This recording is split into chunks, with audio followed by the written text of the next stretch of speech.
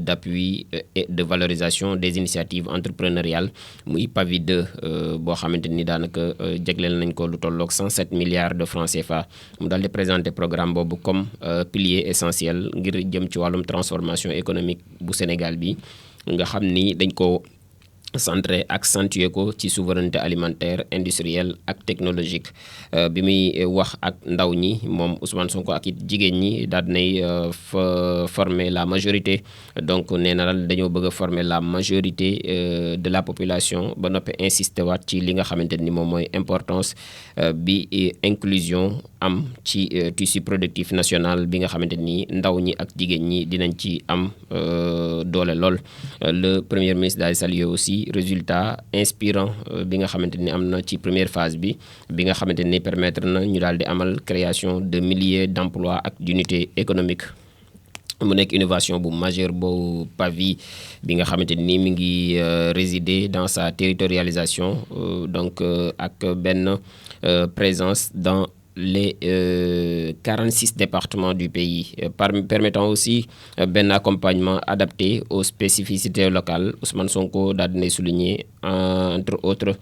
que ne financement yooyu du ñu nekkuñu loo xamante ni ay don la maanaam du ay sarax du lu ñu leen di may itam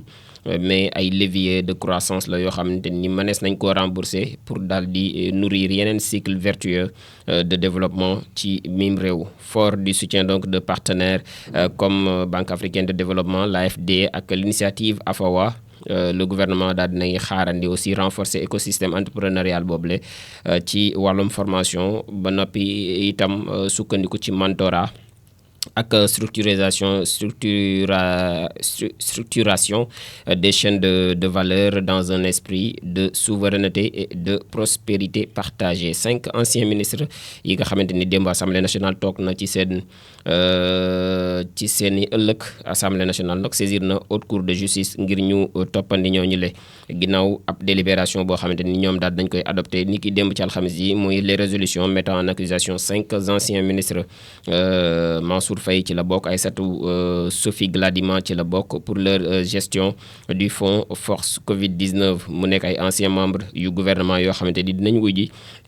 devant donc la haute cour de justice kenn ki ci habilité en tout cas juger leen mooy les ministres pour des actes liés à leur fonction moom haute cour de justice rek moom moo ci am donc habilité ngir juger leen. La procédure daal nañ koy déclencher sur la base d'une lettre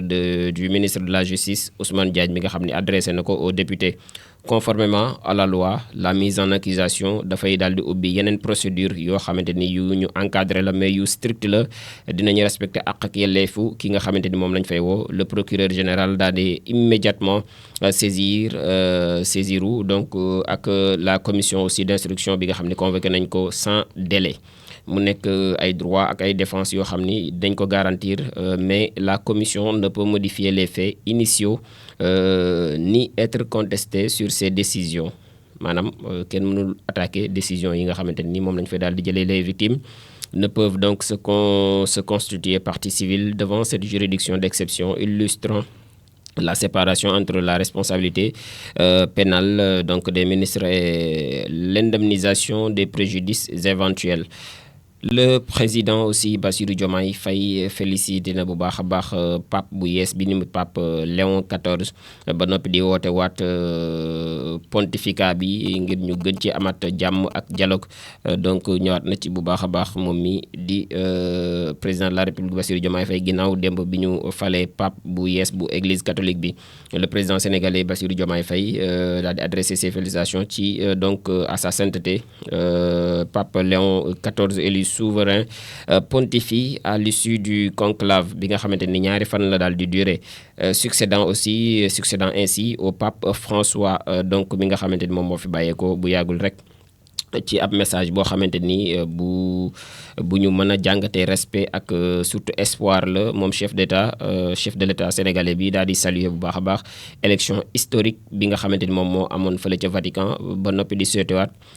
donc un pontificat marqué par des avancées spirituelles et humaines significatives. par la voie donc d'un message sur les réseaux sociaux, le président de la République daal di insister waat sur l'importance du dialogue interreligieux, de la paix entre les peuples et de la fraternité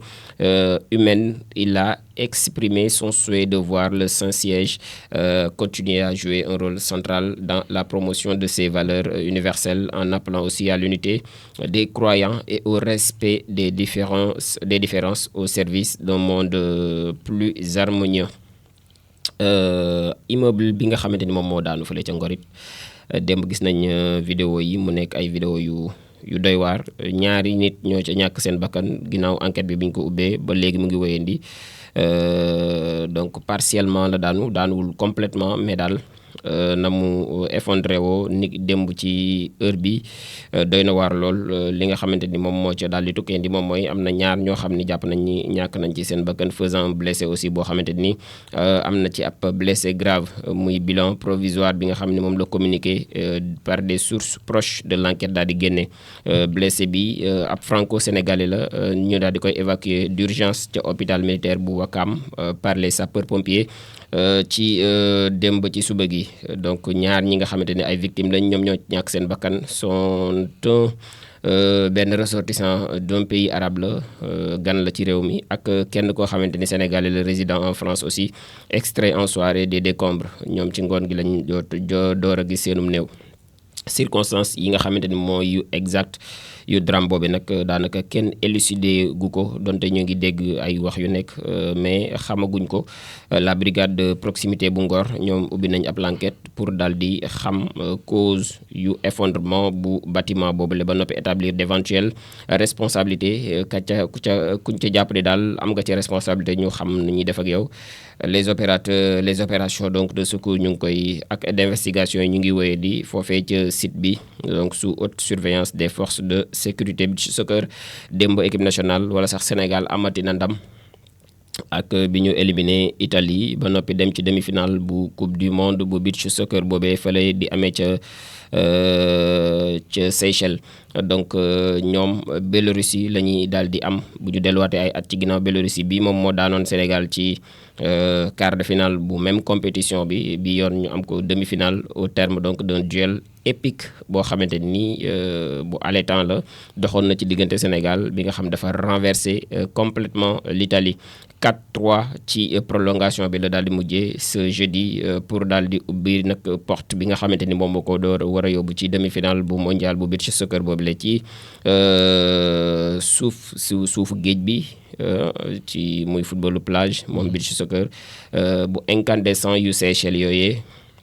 ñoom gaynde yi daal nañuy bind beneen page ci histoire bu compétition boobee. En tout cas ils sont énormes ci compétition bi moo Alseyni Ndiaye ak ñi nga xamante ni ñoom la ci daal di àndal, porté par une détermination boo xam ni amul benn faille, ak benn Mamour Diagne boo xam ne bu héroïque la, doublé la daal di amal, moo ubbi bi Sénégal yi moo koy tëj. Donc le match débute sur les chapeaux de roue ak première minute yi nga xamante ni Mamour Diagne daal dina ubbi score bi, daal di profité ci erreur bu italienne yii le. waaye nag bi ñu demee ba ci biir ñoom vice champion du monde yi daal di nañuy réagir, daal di égaliser ba noppi daal di dugalaat, daal di remonter sax biu sénégalais yooyu bousculé. Donc ñoom sénégalais yi bàyyiwuñ dara. Sanoulaye Thiaw daal di dugalaat, ñu daal di égaliser sur penalty. Gannaaw ci loolu nag le jeune gardien Ousseynou bi nga xamante ni moom moo wuutu Alseyni Ndiaye ci camp yi daal di dugal benn but boo xamante ni bu inattendu la, bu splendide, pour daal di égaliser 3-3. ci prolongation yi nag ba ñu demee, alors que ñu ngi doon jege sax à quelques secondes, à 5 secondes des tirs au but, ci la mbiree daal di dessiné wu. suñu borom dogal la muy dogal, Mamour Diagne daal di kenn xamul fa mu jógee, blessé mais vaillant, daal di ubbi nag lakk caax yi pour la victoire au 100 à 2 secondes donc du terme. mu nekk exploit bu majuscule, kenn du ko bindee minuscule, majuscule. Donc prochaine étape, la Biélorussie en demi-finale, ak donc le rêve continue. Muy équipe nationale bu Sénégal bi ñuy ñaanal mu rayonner en tout cas sur le toit du monde. Donc mu ngi noonu, mu nekkoon les quelques actualités yi nga xamante ni moom lañ doon partagé tey. li ñu ci gën a daal di jàppati daal fi ñuy taxawaas tuuti rek moom mooy lii xewoon démb au niveau de l'Assemblée